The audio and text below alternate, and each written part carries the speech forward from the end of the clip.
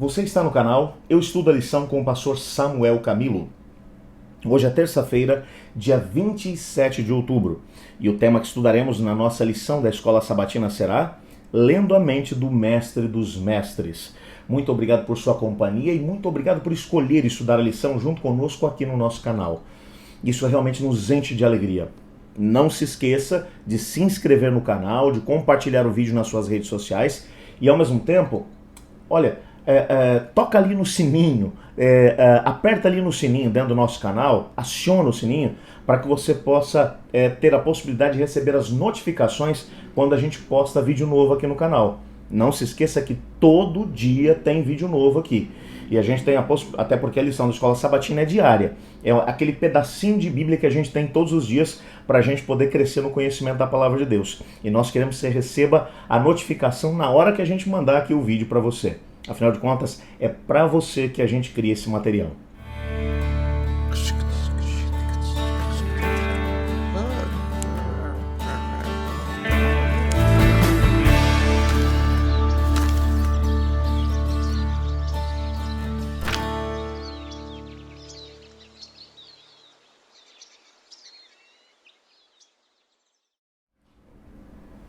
O nosso guia de estudos hoje vai tentar trabalhar um dos tratados mais interessantes que existem na Bíblia sobre Cristologia, que é a carta de Paulo aos Filipenses, principalmente o capítulo 2, a partir do versículo 1 até o versículo 11.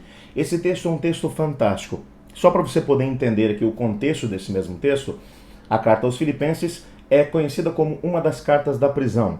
Quando o apóstolo Paulo foi preso pela primeira vez, lá pelos idos do ano 61, 62 da nossa era, mais ou menos, ele ficou 2 anos em prisão domiciliar lá em Roma. E nesse período, ele escreveu 4 cartas, que são conhecidas as cartas da prisão. A carta aos Efésios, a carta aos Colossenses, a carta a Filemon e a carta aos Filipenses. Essas 4 cartas foram escritas ali.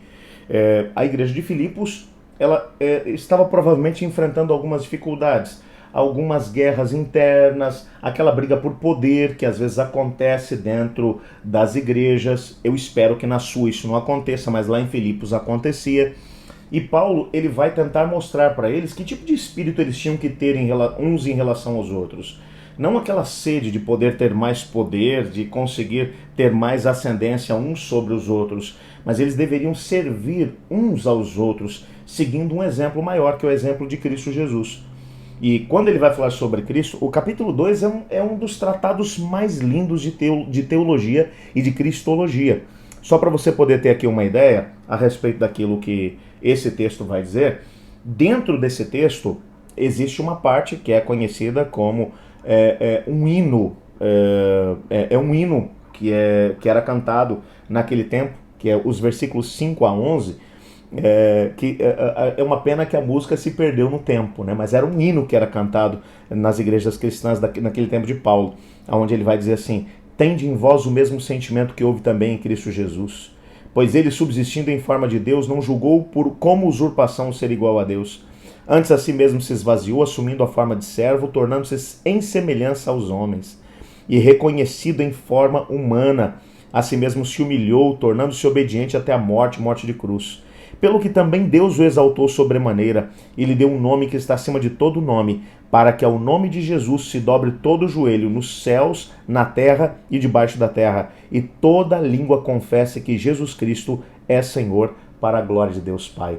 Eu imagino que esse deve ter sido um hino fantástico. Eu quero dizer para você que um dia, chegando no céu, porque eu pretendo ir para lá, eu quero chegar em algum dos crentes ali de Filipos e dizer para ele: canta para mim aquela música lá, que eu quero saber como é que era cantada, porque a letra é fantástica. Eu imagino com musicalização, como é que esse hino deveria ser maravilhoso. E a letra desse hino, que é mencionada aqui por Paulo, ela vai mostrar uma verdade tremenda. Jesus, sendo a segunda pessoa da Trindade Divina, o Jesus é o nome que ele recebeu depois da encarnação, mas a segunda pessoa da Trindade Divina, existindo em forma de Deus. Ontem nós estudamos um pouco sobre João capítulo 1, ele era o verbo de Deus, o verbo que se tornou carne, que habitou entre nós, ele existindo dentro da eternidade com Deus, E a ideia de eternidade é simplesmente uma ideia de um Deus que está acima do tempo. Foi ele quem criou as noções de passado, presente e futuro. E como ele é o criador do tempo, como nós o conhecemos, ele está acima disso tudo. Então ele é simplesmente descrito como eterno, como um Deus que é eterno, é onipotente, onisciente, onipresente. Ele está acima de tudo aquilo que ele criou para nós. Essa noção de mundo que nós temos é completamente diferente da noção dele, na esfera na qual ele existe. Então, Pai, Filho e Espírito Santo são um, dentro da eternidade afora. Em algum momento, antes que o mundo fosse formado, o livro do Apocalipse vai falar claramente sobre isso com a gente, como Deus, para ele, o passado, o presente e o futuro são uma coisa só, porque ele tem uma visão acima do tempo e do espaço, ele está acima dessa noção criada por ele mesmo, nada o apanha de surpresa. E ele, sabendo que o pecado teria lugar dentro do nosso planeta, ele criou o plano da redenção. Quando eu falo ele, eu estou falando de Deus, Pai, Filho e Espírito Santo. Em algum momento da eternidade, eles criaram o plano da redenção. Dentro do plano da redenção, cada um dos três teria uma parte a desempenhar. O Pai seria o responsável por coordenar todo o projeto, todo o plano.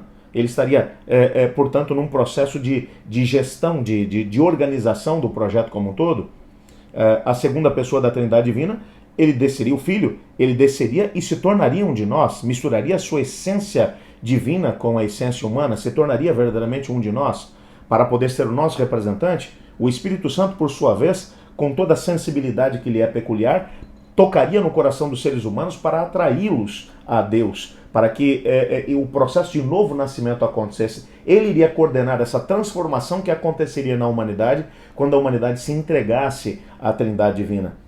E cada um deles teria um papel, portanto, a desempenhar. Isso tudo foi programado antes que o pecado acontecesse. Quando o pecado teve lugar, quando Adão e Eva deixaram que a rebelião entrasse no nosso planeta, o plano só foi desengavetado. Pai, Filho e Espírito Santo se sentaram para poder dizer, vamos colocar em prática. Cada um de nós já sabe exatamente o que tem que fazer.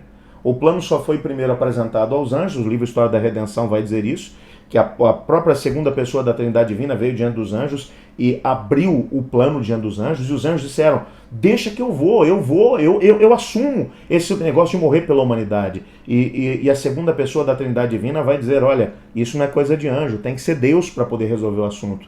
E entre nós, os três, nós já dividimos as partes. Eu vou descer e vou assumir essa parte. Mas os anjos terão um papel a desempenhar ministrando em favor da humanidade. Tem lugar para vocês trabalharem também. Dali ele vem até o Jardim do Éden e explica o plano da redenção para Adão e Eva e para a própria velha cobra chamada Diabo e Satanás, que havia acabado de enganar Adão e Eva. E é por isso que lá no próprio Gênesis capítulo 3, versículo 15, ele já vai dizer, para a velha cobra chamada Diabo, eu vou colocar inimizade entre você e a mulher, entre a sua descendência e o seu descendente. Esse te ferirá a cabeça e tu lhe ferirás o calcanhar, mencionando que da mulher ele mesmo nasceria, Cristo Jesus, a segunda pessoa da Trindade Divina, como representante da humanidade e que esmagaria a cabeça da velha cobra. Ele viria e ele tomou a decisão de ser o nosso representante. Por isso Paulo vai dizer quanto nós temos que aprender com ele. Ele, sendo em forma de Deus, não julgou por usurpação continuar existindo em forma de Deus, ou seja, agarrando-se a todos os predicados da sua forma divina, mas ele abriu mão de tudo para poder vir e se tornar um de nós. Durante os 33 anos que Jesus viveu aqui na Terra, ele não usou por nem uma fração de segundos o seu poder enquanto Deus. Você pode ver que nos evangelhos, a vida de Cristo Jesus enquanto operador de milagres vai acontecer depois que ele recebe o Espírito Santo depois do seu batismo. Ele, cheio do Espírito, vai para o deserto, é tentado e vence. Cheio do Espírito, ele vem para as regiões da Galileia, começa a operar milagres, expulsa demônios, etc. e tal. É o poder da terceira pessoa da Trindade Divina que está sendo usado pela segunda, porque ele não usa o seu poder, ele é só o segundo Adão, na perspectiva do próprio Paulo. Ele vem, ele se esvazia das suas prerrogativas enquanto Deus. Não é que ele deixou de ser Deus. Ele escolheu não usar o seu poder enquanto Deus para se tornar o nosso representante.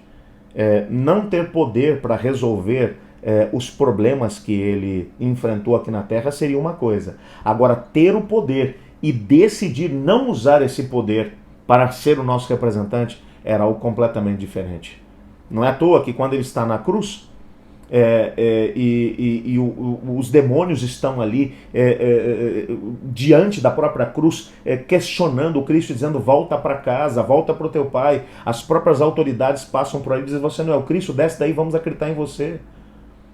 Quando o próprio Pedro pega, saca a espada e quer matar todo mundo e consegue cortar a orelha do Malco, o servo do sumo sacerdote, e Jesus diz: Pedro, você acha que se eu quisesse, eu não pediria ao meu pai legiões de anjos para que viessem me socorrer? A própria Ellen White vai mencionar que os anjos de Deus estavam ali circulando no livro Vida de Jesus. Ela vai falar em cima do Calvário com a mão na espada, esperando apenas uma ordem de Cristo para poder entrar em cena. Mas Cristo não usou a sua prerrogativa enquanto Deus. Para se tornar um de nós, o quanto temos que aprender com ele.